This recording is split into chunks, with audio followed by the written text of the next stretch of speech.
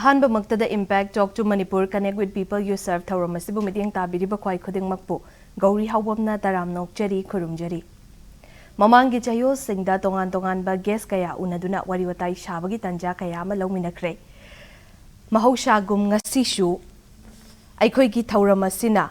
Weaving Dreams Hairiba Sigi AEB Sonia Oinam ga unaduna wariwatai shabagi thauram pujarakli ahanbada Sonia Oinam bu aikoigi studio da taram nokjari ahanbada madam aikoina madam gi Weaving Dreams se publish tawrakpa miyam da khudol tamba ngamba sida kari phauki kamaina tawki masigi matang da hana kitang thambiyo Weaving Dreams se aigi pokpi imagi memory habidi magi punsi wari da sai tharaga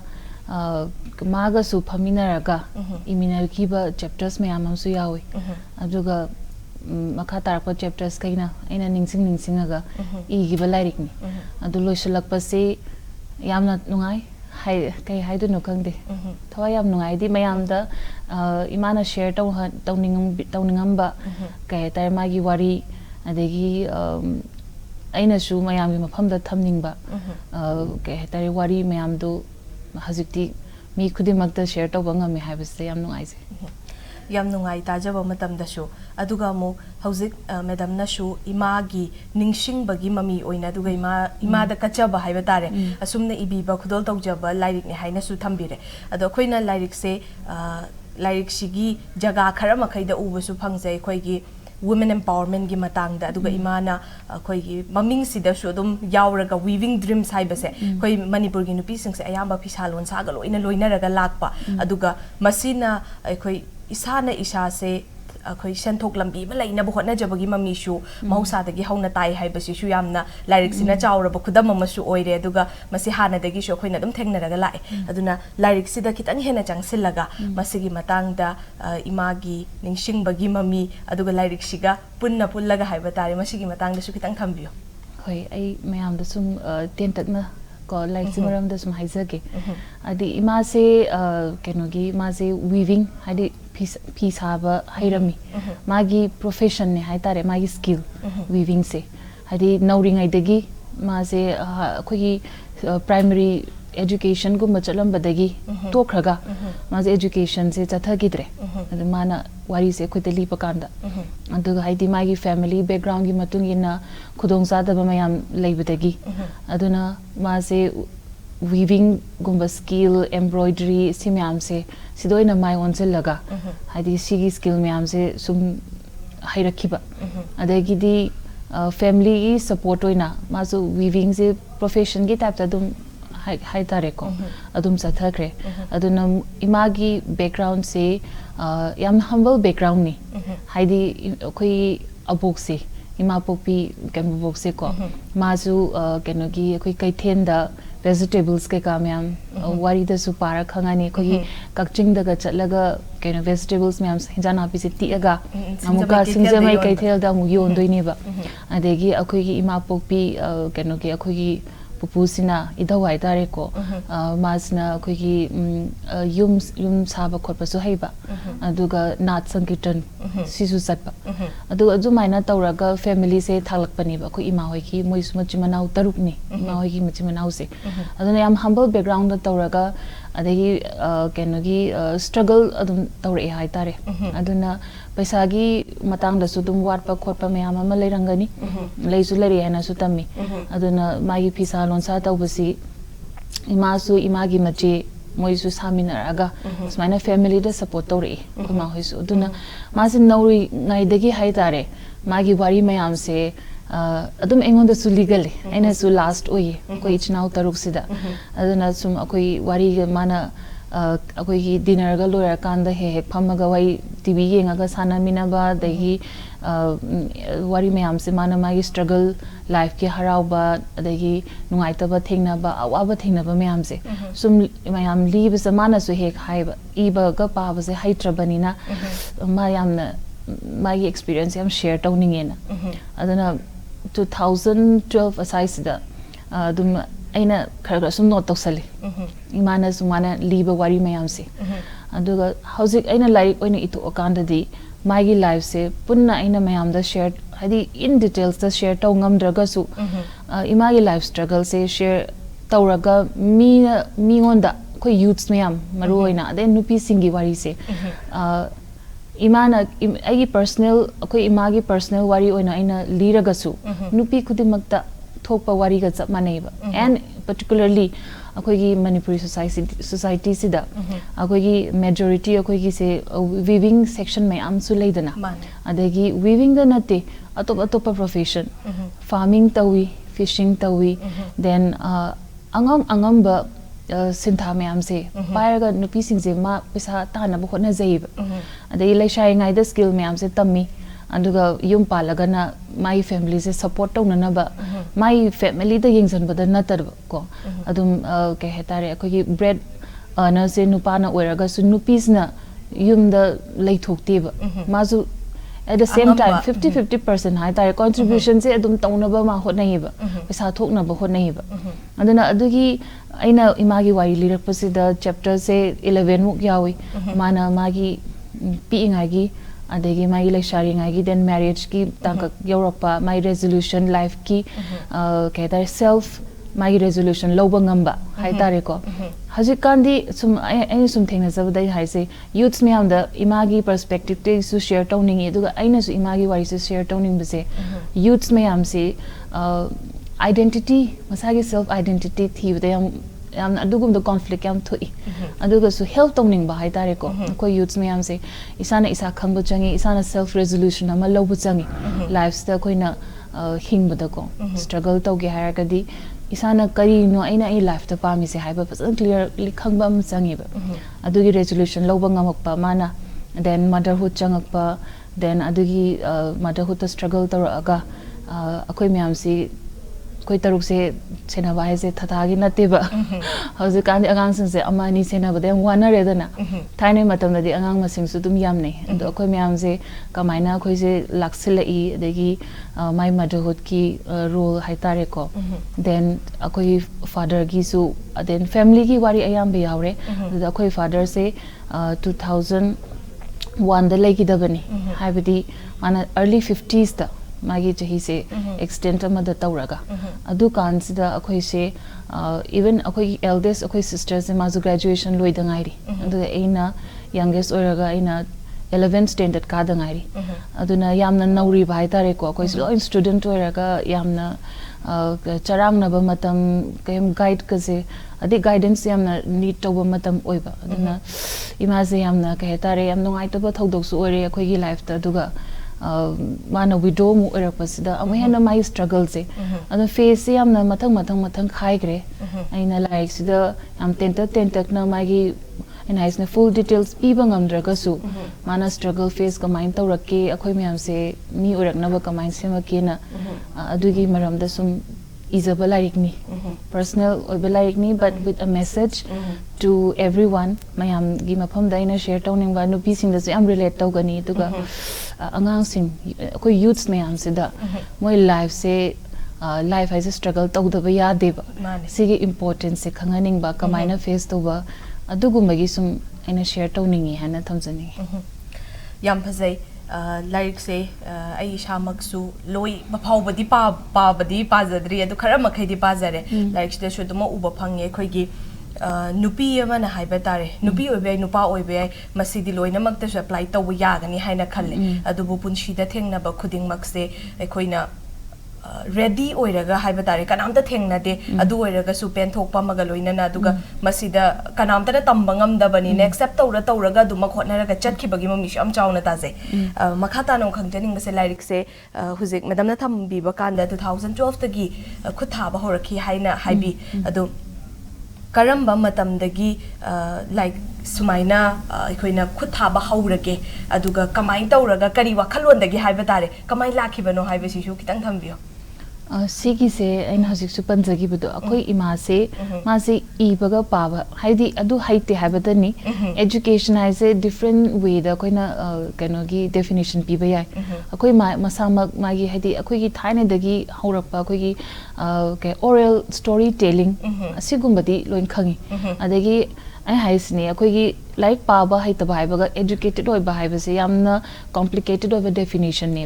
adu mas loina khangeba ayam haide intelligent oi haitare ko aduna adu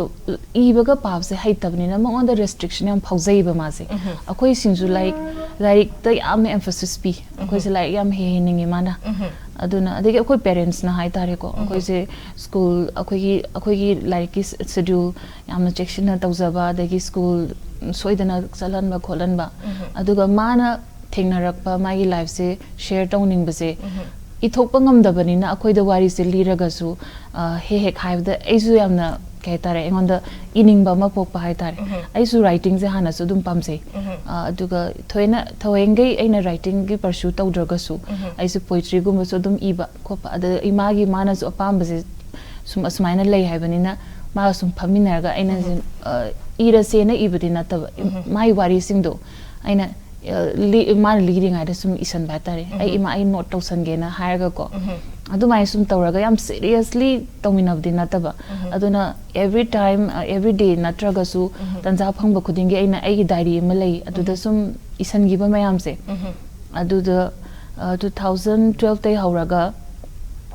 खरा खरा सुम फमिनारे अदे ऐसे दुम 2012 से दसो ऐसे ऐ service से खलक पनेबा अदना सर्विस से खंड्रिंगाइ द ऐसे पीएचडी रिसर्च सु तौथबा अना अचिनबा मयाम अमा लैबसे ऐ रिसर्च सोल्यूशन बा खरा वाटबा सर्विस सु खंजलकबा ट्रेनिंग चटबा सर्विस जॉइन तौबा अदेगी रिसर्च सोल्यूशन बगी अदना अचिनबा मयाम लैरगा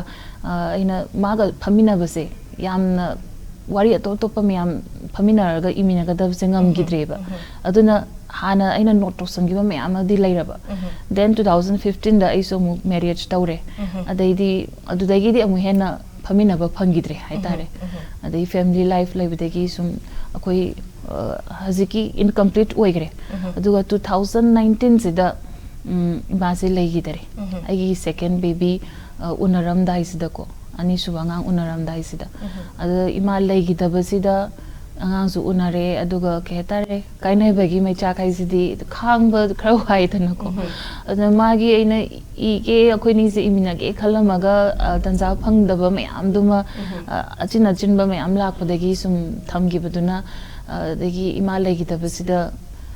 ketare aina ningchangba kholpa mayam du su kena overwhelming oiba situation oibasta ai ithoe ayamba adui matung da resolve se adune hena keta ai like solution da yade imagi wari se homina gibani na tawraga 2019 legi da matung se da ai se dum ire maternity leave manung se da dum ire bako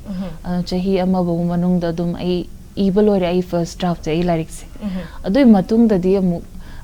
editing tauba haidi aswaiba adagi akoi iche hoiga tanaba ichinaw de moi noina kai hapning ba leiba khotpa wari myam leidana ai gi draft se moi da su share tawre moina hapning ba kai hapsige my memory se do hagnaba then akoi iche hoi naga suggestion da hoi na suggestion pibirakpa ai imana bi bhoba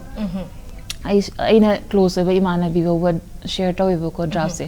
then even agi husband agi sister in law khara circle khara da hai tare adudagi di editing mayam tawra matung sida muka publishing tawrage na ai draft se complete oi rai kanda publishing tawbagi publisher thibse yam kuina changre haidi writer amagi mai eviloi bisida loi deba struggle se publishing house am thibda kuina mu changre hai tare dui matung da sumaina like se phongpangam pani aduga mo hauzik lyric sigi matang da di kaya amasu khangjare aduga masiga loina na mo khangjaning base madam gi kitang personal lom da changsilaga madam pokpa kari lam da pokpi bano aduga hauzik na family shu lai re haina thambire kari lam da yum pan bi bano aduga ima baba gi ming ichile now sing aduga hauzik family lai rabani na husband gi aduga cha sing gi ming shu khajik nang ban biram ai popi ima se kana onam ombi memcha ai popa ipa koi babai maming si onam dauji koi se kwa kethel keno ni keno gi mai ko bi site gi ni ko aduga agi siblings akoi chinnaw se taruk ne nupi mari nupa ani aina youngest ne aduga hojik se yum pan basna kai samthong longjam lairakta ada agi ipuroi begi mingna longjam yaifaba and mother-in-law, father-in-law lairi aduga icha hum sure nupa ani ma aduga nupi macha ma aton bise loina pi hai tare yamna nushina na haiba tare yamna family makhaksu laire haina thambire yamna su nungaiba wafam ne haina su laujage aduga siga loina na akoina lairik se iba matamda khuthaba matamda akoi kaino mayam amasu thambikre kamaina tawri haibana chingba imaga phaminaraga sumna iminari haibasu thambikre masiga loina na lairik si aikoina publish tawna ba hotnarakpa matamda hauzik saibike publishing house publisher ma thiba matamda so awabani haina sikhak natana so idana maki struggle challenges so idana thengna biramgani haina thaje aduna kari kari thengnara I masigi matangda su khitang haibiyo si publishing house e ai mayam ama ai try tawe hana traditional publishing house mayam koi gi India gi leibising je email thiraga thare hana draft se adu moigi guidelines adum leise ayamba publishing house sing se the akoi gi sample chapters ahum gumba thara u adagi synopsis lyrics gi maram da tena iraga thara u kaina adu maina publishing house mayam se email thara ga try tawe adu khara maso halakpa yawe acceptance gi di nataba hoi hana interested oiraga chapter khare hena thabiro na ibusu dum thaba yawe aduga kona moina chapter manga muka para kansda kehetare aigi wari sidi yamna kehetare pro kai terms kai haiduno khangde sell togadaba story di na taba oibanina haibadi it's like a story of a humble lady haibadi aphawa mi magi story gumba gudna te danako pro kai haiduno terms publishing house gumbana yamna sell togadaba story di oidabanina moise apprehensive oiba atu cc areas da moina comments ka pirak payawe cc gi chapters da sumaina develop tawbiu aduga noina editing gumba pa magadi interested oiragadi akoi tum help tawge aduga publishing gi di hairak adu moina hairpa sim criticism oiro moina weak points ara poiro ai aduda du amuka su work se work tawsalaga publishing house thibase ware adi kona dang da di ai se kona ai akoi gi thaina gi former chief secretary sir journal sing magi lyric se leiraga isu yam pai like taruk tarit mu laibani sir se akoi manipur da pubirambani na akoi manipur gi maramda adum magi experience ki da iba like lay then management gi matang da then magi haziki magi mogi Punjab daina ma Harvard pa kadai da yowi kain taw mai like makan yam leibako ado kona publishers ana uraga magi like ki format ka se am phaseiba adaina imanabi mana kenogi ma sir journal khangnai pau hangera na dumain tawna badagi sir journal sing se hauzik ma di chief secretary order banina phone doina fauna gibani mas manipuri phasana ngangi akoi ma adagi ma kenodagi oraga su mapan lamdagi oraga su manipuri phasana ngangi ado akoi se faunare aina sada hangi sir konak publishers de kamain tawge ai lari ama imagi ibani ai amta phonge khoke tawde yam phasana help tawbire sir journal singna mana help tawbira pose mogi mi sing do pau phongna hale then adagi adui matung da de amuka kena tawre ba haidi ma chahi ama muka hena changi haidi editing tawna ba cc area se akoi gi lari ama ken tawba kanda moina doubts laiba ma pa hangna ba khona ba adu main tawraga oirakhibni hai tare struggle se shigi matang sidana henna tawkhre habasine yam nungai wari shimada do marak sida break ama khak lawina se matang swai sida break ama khak lawjage impact news meeting tadure laibiyo Northeast ki ahan boina Manipur da leiba liver and gastro hospital ILDS na adom taram na okchari aikhoi gi checkshil laba amadi advance oiraba lying pathap asibu adom na thazaba thambiduna hakchang phabagi lambi da jangshin minas JJ School Gouri Haobam Imphal gi academic session 2025-2026 asigi damak toddler class tagi hogduna class 8 faubagi admission form thajare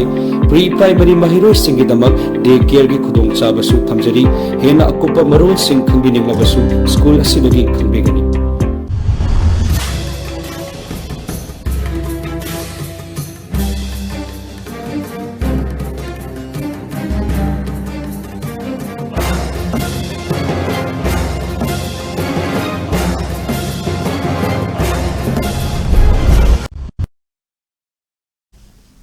mayam amu ka hanna taram nok chere break ki matung sida madam wari makha chatha boina amu khangjaning base madam na akhoi si gi lyric si phongba matamda help to birak pa mayam amashu hojik su pan bikre ado credit se have tare publish to banga mak pasida masidi kana kana da thambi gani mashi shu haibiyo credit se si asem bude lyric se ina imagi damak te jabni tribute ni haitare aduna hamba mak to di imagi wari ni aduna credit se ima lyric se imagi ni magi ona izabani adu credit su koi leiminara magadi imaga phongmi na gadavni lyric se ko credit se han bude imada piningi ko then secondly hoi ai na irakan sida akoi kenogi ai friend circle ai family moina kenogi contribution mayam ama pb hadi lyric se koi family gi ni na kenogi adugi contributions mayam pirak panina ai siblings ai ichin inau da su piningi and ai sister particularly Dr. Promila mana su lyric se imagi ibani adu oraga su personal narrative oraga su akoi Manipuri women amagi wari oidoinina Manipuri women gi context su eu hadi amna critical over suggestions me am pb hadi ima se ima kaithel da kenogi weaving the nati hadi wari zaina like se loina libangam damnina mas ima kaithel da how fee samtu fee me am yolame boko adana ima kaithel su amaru oibanina akoi life da su ima kaithel da koi babana leigidraba matungsda ima kaithel sina kayamuk yam chawba role loge habese asi matang da su ima kaithel gi maram da su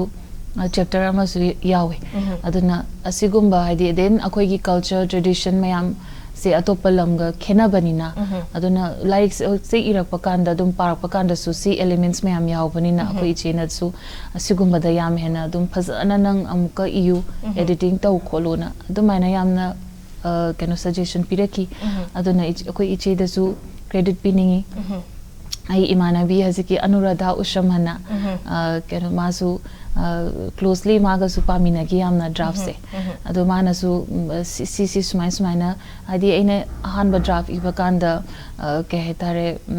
mana suggestion pirakpa sumaina pictorial oiba hadi imana dumain toronga dabdo nana ibse adumaina iba yabra khotpra kainaga koni se discussion toba point kharaga su yaugi then degi proofreading aina pansaki bado ai husband ai sister in law moina su covid matam sida matam ju phangna da bani na koi covid matam da su moina proofreading se adu kupna su tobigi aidi akoi glossary ke ka mayam ga su piba koi Manipuri terms am seasonal lyric sida aduna ke aina chithaba nandhauba areas mayam ama aduna proofreading tawbusda gi asoiba mayam ama su tholak panina sumaina tawminagi ana ai family ai husband sister in law moida su credit piningi then adudagi sir journal sing mana su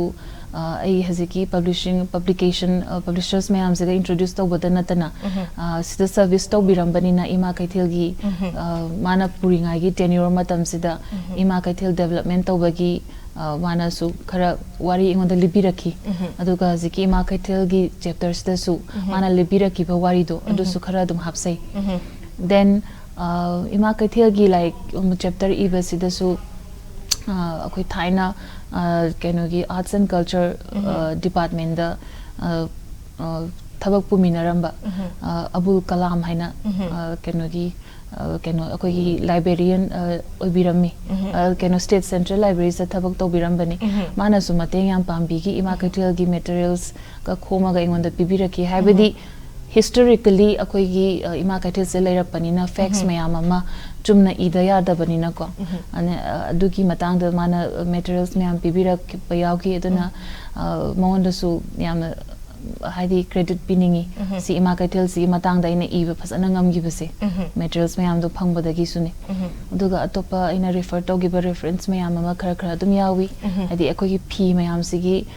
maming keka aina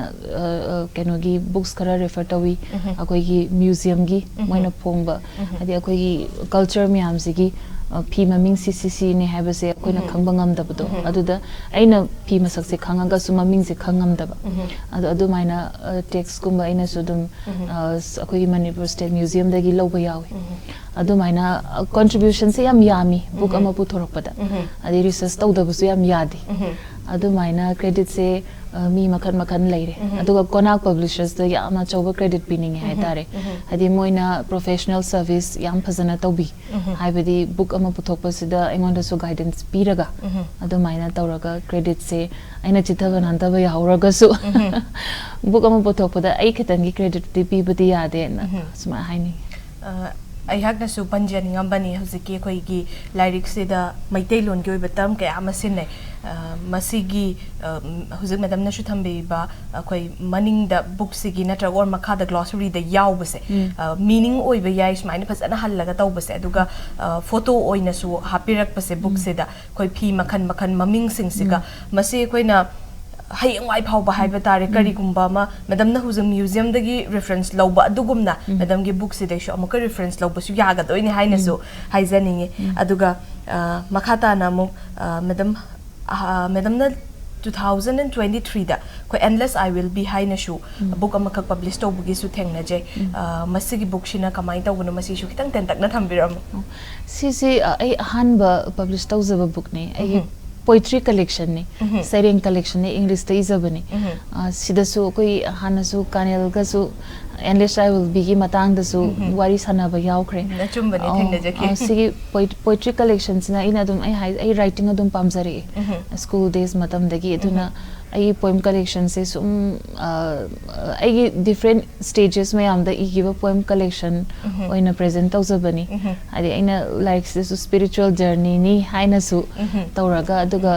mayam the message spinning ba migi observation the life ki different observation mayam ama the saitha ba poem mayam su yawi aduna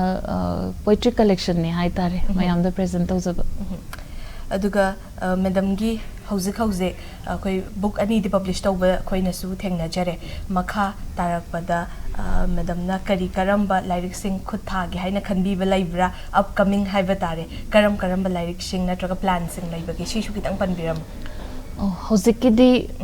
sengna harbada aise dum government service tawbani na matam yam phangde haibadi aina pamsaba writing se kan tauna ba matam phangzade hai tare ko ai duty tawda yada banina kano gi ai service ki then family gi su role and responsibility mayam lei banina angang su pick banina but ai area of interest ayam bana ke tare poetry so ai interest adum lei ado articles kumba koi memoir gumba se sigumba da hena interest lei hai tare self help group self help book gumba se adi kano gi fiction nataba non fiction writing do ina focus to edu kai gumba iragasu non fiction writing gumba da dum pursue to gena di dum khalle yam nungai masimaksu madam gi chillaba matab siga loina na haiba tare aduba pangthokpa ngambo oibiyo haina su thamjari aduga khoi loshilakpada hauze madam gi lyric shina so khoi gi youth sing masida lesson amakhak su asikhaksu nattana haiba tare hana leiramba kamaina tawrami kaidawrami haibagi yamna chawba image amakhaksu makhoida uhanba ngambagi adugumba like ni haina shu khoina thamjage adu siga loinana youth sing hogala iba mayam sida madam gi oiba wakhalon haiba tare pukningi warol message amakhakang thambiram ai thamjage adi lyric sigi su parakanda lyric sigi oina gi message ama su yaujagani lyric se soidana pabiu aduga aina su aina message pizaning base youngster mayam sida hosikan gi akoi gi social media gi matam nina ko angang sing se diversion yamna leire haibadi moi gi interest se phone tv social media aduna akoina thaina horopodadi kitang social media gumba se leita banina akoisu self ke hetare introspection isan isa kari pami agi life sida kari tawgadabano haibase clearly khandaba masangi bako aduna hausikan gi yamna seasonable term ama lay self love haina ko haidi isana isanum sigadabani haibase hoi chumi isana isa je hana accept tawgadabani sigadabani but